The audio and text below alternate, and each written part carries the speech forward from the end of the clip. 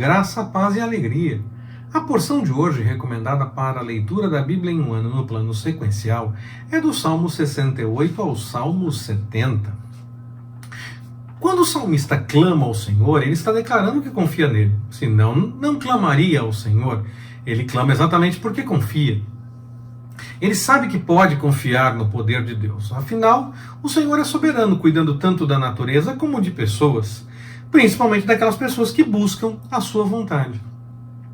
Em muitos salmos, nós vemos a preocupação de sempre trazer na memória a atuação do Senhor no passado, o que o Senhor já fez, dar testemunho disso e confirmar que pode continuar confiando nele, porque ele já agiu e vai agir novamente. Além disso, nós vemos nos Salmos a certeza de que aqueles que não seguem a vontade do Senhor terão problemas. E quem segue é cuidado por ele. Claro, nós lembramos da história de Jó e nem sempre as situações acontecem apenas com essa separação. Todos podem passar por problemas e todos podem ter bons momentos. Mas aquele que está com o Senhor, quer passe por bons momentos, quer passe por maus momentos, pode contar com o Senhor, pode contar com o cuidado do Senhor, tanto nos bons como nos maus momentos. Essa é a diferença. É saber que o Senhor está cuidando, mesmo no momento da dificuldade.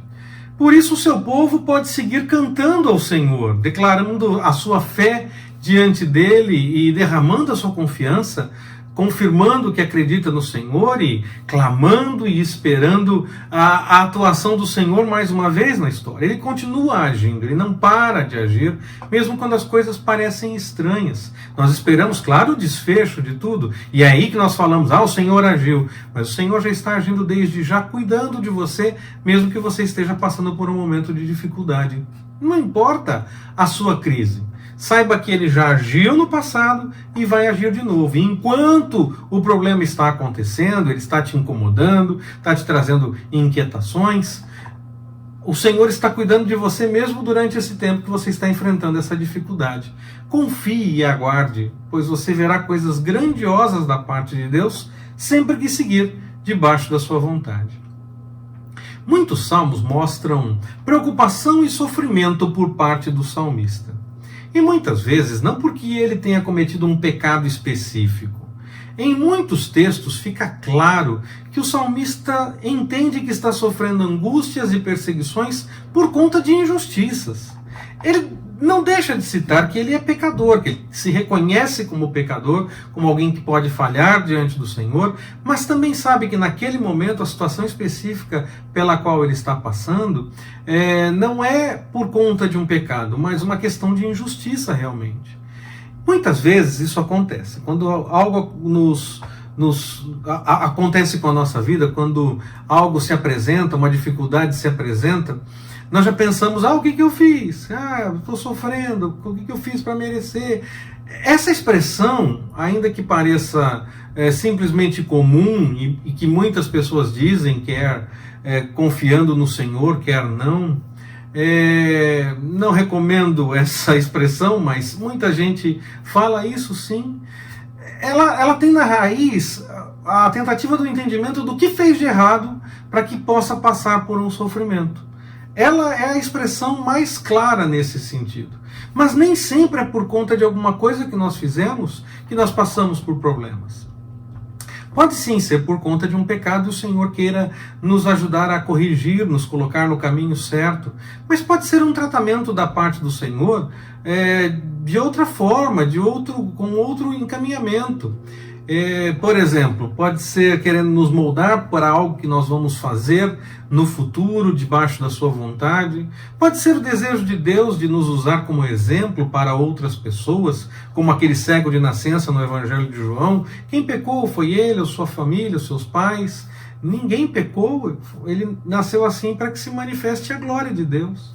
Ou até mesmo podemos enfrentar situações como as descritas nos Salmos, sofrer uma injustiça por parte de outras pessoas agindo contra a nossa vida. Nós podemos pensar, por exemplo, nas coisas que Davi passou, já que muitos salmos são atribuídos ao rei Davi. Por exemplo, ele quando fugiu de Saul. Saul pensava que ele queria tomar o trono e perseguiu Davi, e Davi teve que fugir por conta disso. No fim, Davi só aceitou a coroa depois da morte de Saul.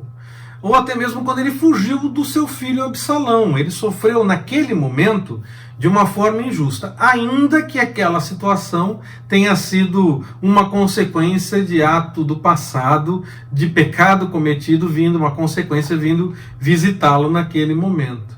Mas ainda assim, tendo esses exemplos, ele fugiu de Absalão naquele momento, então podemos notar o que pode acontecer conosco. Nós podemos sofrer perseguições, podemos ter problemas sem realmente ter feito nada. No caso, Davi tinha feito no passado e aí as consequências estavam vindo visitar, mas quando ele fugiu de Saul, não. Quando ele fugiu de Saul, não havia nenhum problema. Ele não queria o lugar de Saul. Ele apenas se tornou rei depois que Saul morreu. Então, não era justo aquele sofrimento. E mesmo no momento em que Absalão o persegue, ainda que seja consequência de uma situação do passado, naquele momento histórico, era injusta aquela perseguição. Davi sabia o que ele tinha que corrigir diante do Senhor, mas o simples evento em si, naquele momento, não era algo que Davi fez naquele momento e que então merecia passar por aquilo. E ainda que além de pensar nos exemplos de Davi, nós podemos também pensar no próprio Senhor Jesus, que enfrentou aquilo que era para nós, os problemas, as dificuldades que ele enfrentou, nós é que deveríamos enfrentar. Ele sofreu injustiças para que nós fôssemos justificados. Nós deveríamos enfrentar o que ele enfrentou, e ele enfrentou isso tudo no nosso lugar.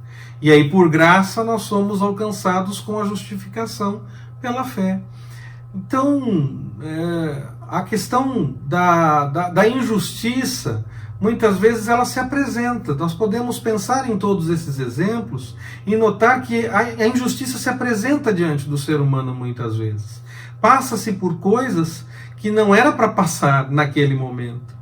E ainda assim as coisas acontecem. Então nós temos que ter a confiança de que o Senhor está cuidando de nós, mesmo nesses momentos, para que possamos enfrentar essas dificuldades e alcançar a vitória da parte do Senhor, buscando sempre a sua vontade. Nós podemos esperar pelo socorro divino, mesmo em crise diante das situações adversas. Não precisamos negar, nem devemos negar. Nós devemos antes notar o problema e dizer que confiamos no Senhor, não fingir que não tem problema, mas deixar bem claro que Ele está ali, que nós confiamos no Senhor para a solução. E devemos sempre lembrar quem é o Senhor em quem nós confiamos, porque dele virá a solução para qualquer crise. Mais do que esperar que quem faz coisas erradas tenha que enfrentar os problemas dos seus erros, o salmista invoca a manifestação divina sobre a vida daqueles que seguem a vontade do Senhor. Tem momentos em que os salmos, sim, pedem que haja punição para aqueles que estão causando problemas. Mas também temos nos salmos o desejo de que aqueles que buscam a vontade do Senhor possam sentir mais e mais que o Senhor os está acompanhando. Eles pedem, então, a manifestação desse cuidado, desse apoio, do amor do Senhor, para que, claro, sirva de consolo no meio do problema que as pessoas que buscam a vontade do Senhor estão enfrentando.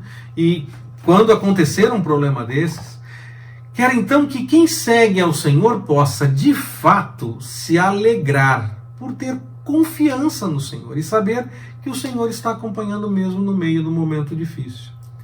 Que seja assim conosco, que nós possamos experimentar a confiança de que o Senhor está conosco sempre, quer nos bons, quer nos maus momentos. Que o Senhor nos abençoe. Forte abraço, até mais, permitindo o Senhor.